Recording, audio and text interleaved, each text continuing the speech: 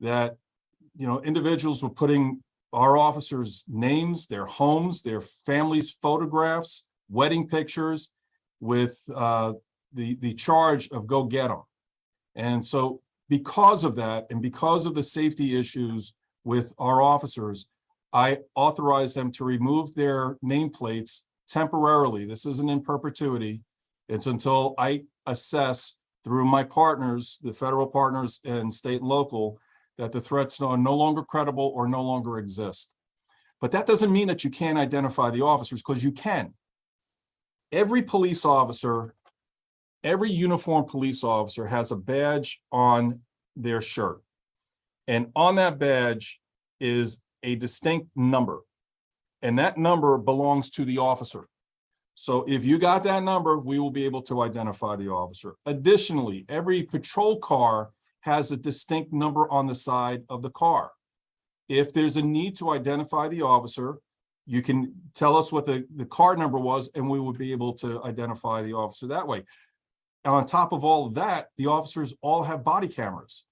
So if there was an interaction with an officer, providing us the date and time and location, we would be able to narrow it down on who you interacted with.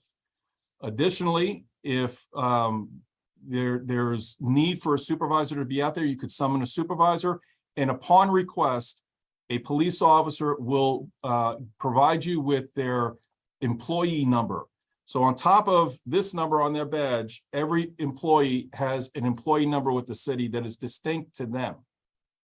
So through all of that, we are able to identify the officers. The thing I did not want is to continue to put our officers in harm's way unnecessarily.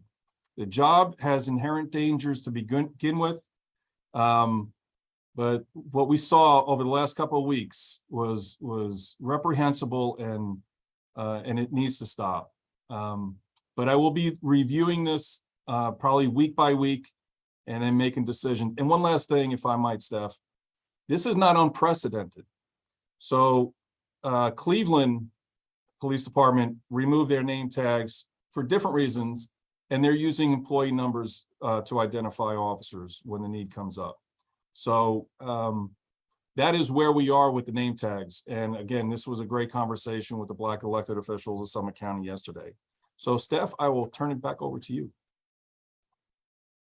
Thanks, Chief. We'll go ahead and start with Q&A at this time. So the first one comes from Doug Livingston from the Akron Beacon Journal. Mayor and Chief, you both mentioned that you met with the Black elected officials of Summit County yesterday. Doug asks, Mayor and Chief, have you agreed to meet with protest and community organizers since Thursday? There's been I think the Department of Justice has reached out to a number of groups to try to facilitate those meetings. I don't personally have an exact timetable of when they may or may not happen, but certainly was very appreciative of the officials, Black elected officials yesterday, taking a lot of time to talk very frankly and very honestly about a number of issues as we move forward. And I'd like to take this opportunity to clear something up, some misinformation that was out there. Last week, we were scheduled to meet with a community group that was being facilitated by the Department of Justice. It was scheduled, it was on the books, and we were going. At the last minute, as it has been explained to me, the format changed to include additional people that were going to attend, including the media. And again, we'll meet with whoever, wherever, so long as it's a productive conversation. But based on advice that I received from our DOJ contact, it was recommended that we reschedule the meeting because of the last minute changes to the format. And I saw in news reports that we just didn't show up, and that is not the case. And I communicated that information to people who were participating in that meeting, as did the Department of Justice. And so we did not just show up. It was recommended that because of the changes to the format at the last minute, that we reschedule. Thanks, Chief. Next question is from Tara Morgan with News 5. She asks, where is Jalen Walker's car and was it tested for gunshot residue? Chief, do you want to take that one? I think the car was returned to the family. And anything to do with the processing of that crime scene is going to be the responsibility of BCI. As I've said many times, we have been walled off from the investigation. So anything to do with processing evidence or anything like that is going to be a question that should be directed to BCI. And I would imagine they will share that information at the end of the investigation. Thanks, Chief. Next is from Dan. I'm so sorry if I mispronounced Daros with Channel 19. Dan asks, can you walk us through the latest threats to Akron Police / city officials? Is this all just social media? Chief?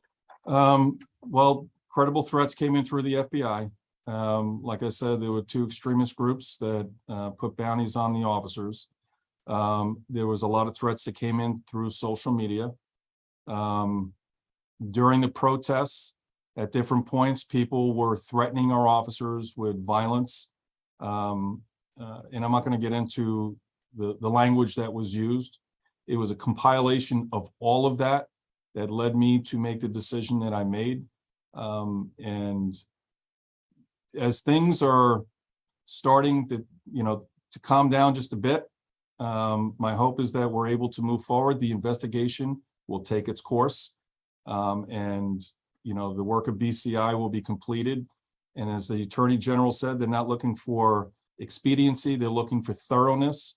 And it will take the amount of time that it takes in order to get to the truth of the matter. Thanks, Chief.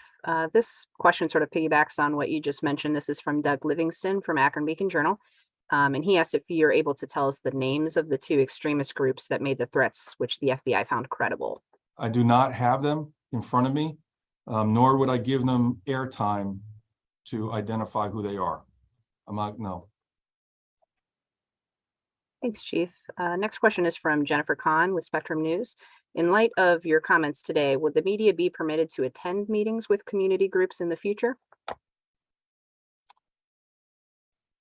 I would only add that I know a lot of our, and I can't thank the Department of Justice enough in their organization and being able to, I think, facilitate a lot of those things. And I will continue to work with them to be able to set those up, to have those in really frank and honest discussions.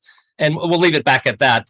It's all of our work is obviously very public, but I know the Department of Justice has done an excellent job in being able to bridge some of that gap to start to have a number of those conversations. Thanks, Mayor. Next question is from David Nethers. Is the city concerned about rolling demonstrations outside of downtown Akron? So we've had rolling demonstrations outside of downtown, and people have reported some disruptions. They are becoming less and less as compared to right after our press conference.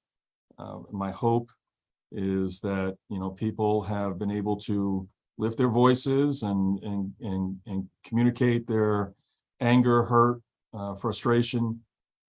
We've listened. We continue to listen. We will always listen. But the one thing I would ask those groups is to please keep in mind that there are people that are impacted by this in a manner that they don't deserve. I'll just put it that way. I'm not talking about anybody that is an employee of the city. I'm talking about residents. We got calls from people that expressed fear because of the number of cars that were coming through and such. And again, those are becoming less frequent. And I'll leave my answer there. Okay, and that was our last question for the day. Mayor, did you want to wrap us up? Yeah, for President Somerville, thank you for your leadership continued on this issue. I know we've talked a lot about the Citizen Review Board over the last 18 months with both task forces. So looking forward to really that frank conversation with council about how we best move forward. And I want to thank everybody for joining us today. Thank you.